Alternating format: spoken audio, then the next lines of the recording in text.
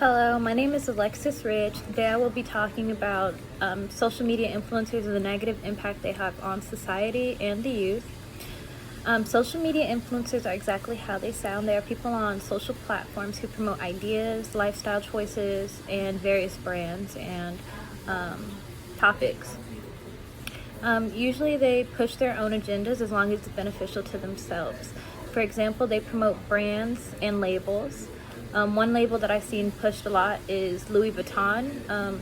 Louis Vuitton is an expensive name brand. It costs about $2,000 to $3,000 to buy a purse. It's unrealistic and overly expensive for the working class. For example, somebody who is surviving paycheck to paycheck or is working from 9 to 5, typically with the cost of living expenses today, it's unobtainable and unrealistic.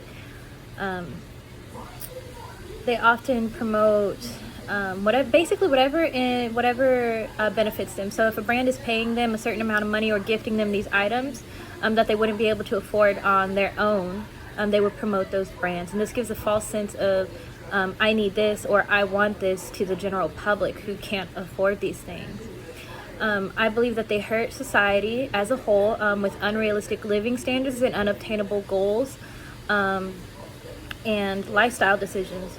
For example, if you're seeing an influencer on vacation every other weekend to Cancun or the Bahamas or New Mexico or Mexico, what they don't tell you is that usually they're funded by a brand, an airline, or a hotel. And for people who normally who travel there, usually it's thousands of dollars. And for the working class, usually that's unobtainable, especially if you're working 9 to 5. You'll probably only be able to go on vacation once every year or every other year. So if you're working those days and you're working 5 days a week and you're barely getting by, it's going to make you really question your lifestyle decisions and if you're on the right track, because you're seeing these influencers go everywhere and do this and do that, and you're stuck working your job. It can definitely take a toll on your mental health and have you feeling like you're in a negative spot and you're not where you need to be. They also have unobtainable body standards and promote weight loss and diet pills that they themselves don't actually take, but because they're being paid for it, they'll promote these brands when in reality they're ineffective, or the negative outweighs the positive of these supplements and these drinks and things like that. Or you have to work out and take these drinks, but naturally they don't tell you these things because they themselves don't actually use it. They only do it for promotional purposes. They have a negative impact on the youth and young adults. There's a lot of exposure to false body standards and unrealistic body standards and beauty. For example, a lot of influencers have plastic surgery or use Photoshop to edit their photos when in reality they don't look anything like that. For example, a big one is within the makeup community. A lot of the influencers use filters to make their makeup look smoother and hide any blemishes when in reality they have blemishes, they have bumps, they have acne, but they don't show that. They only show the after Photoshop effect where their skin looks perfectly clear.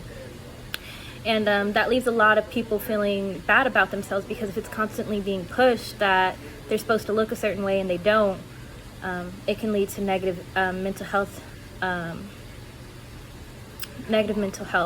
In the article, Do Metrics Matter? An experimental investigation of Instagram influencers' effects on mood and body dissatisfaction by Emily Lowe Cloverly and Rachel Grieve, it states viewing influencer images alongside high metrics would result in greater negative mood and body standards.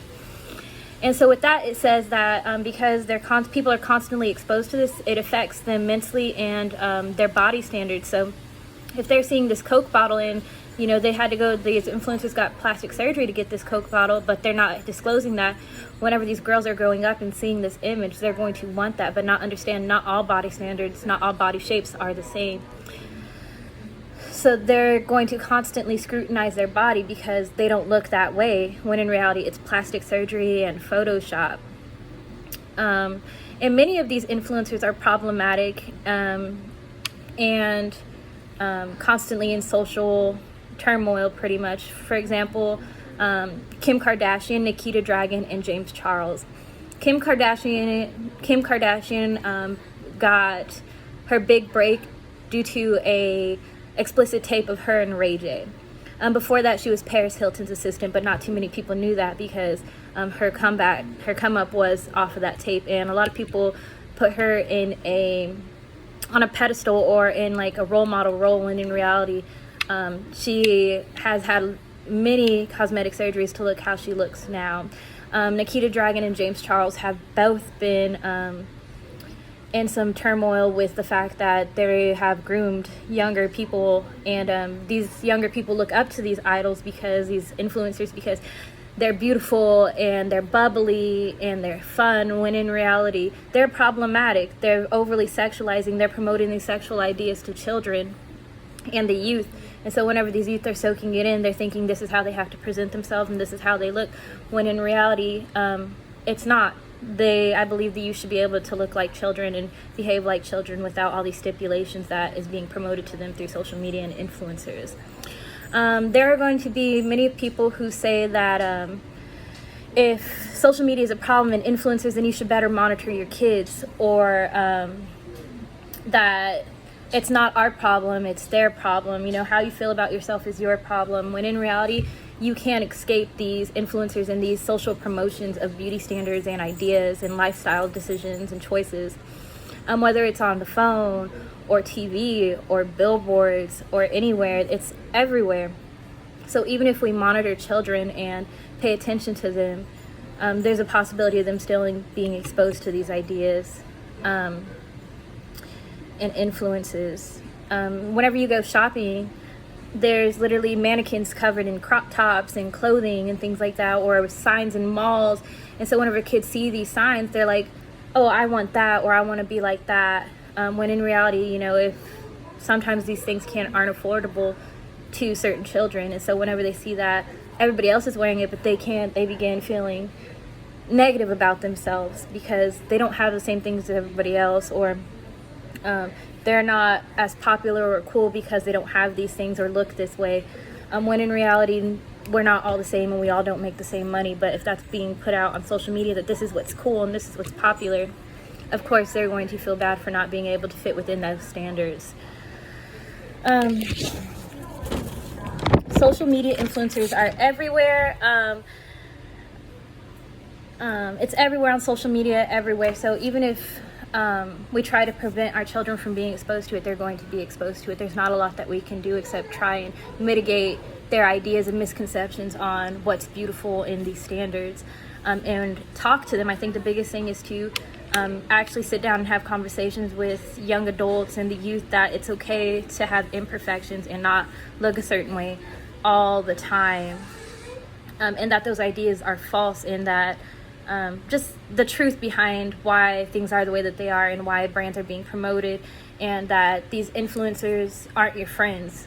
They don't really care unless it benefits them. For example, if you send them $5 to give a shout out to your name, and that's usually how they make a lot of income, is by reaching out to their audiences and keeping their audiences engaged, which can lead to phone addictions, internet addictions, social media addictions, and just once again it goes back to mental health and the negative effects it will have on mental health, because you're unable to break away from your phone or these ideas, so you're missing out on a lot of things and you become dissatisfied with real life. And I think it's something that we have to monitor and keep an eye on in order to change, and I think as a society change the idea as a whole. And it starts with just one conversation with people and letting them know that it's okay to have your imperfections and not look like everyone else. And that is my speech. Thank you all.